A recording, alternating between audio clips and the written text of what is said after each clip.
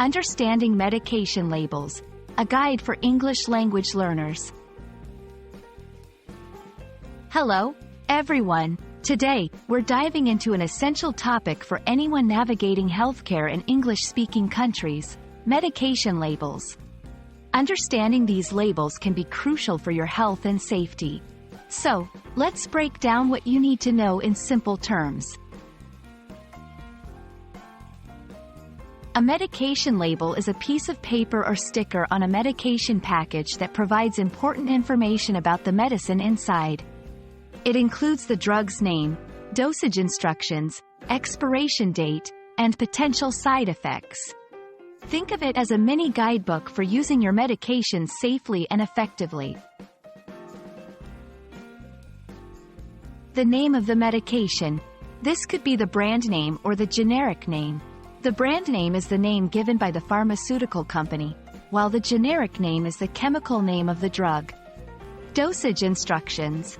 This section tells you how much of the medication to take, how often to take it, and how to take it, e.g., with food or on an empty stomach. It's vital to follow these instructions carefully. Expiration date. Medications lose their effectiveness over time. The expiration date tells you when the medicine is no longer safe to use.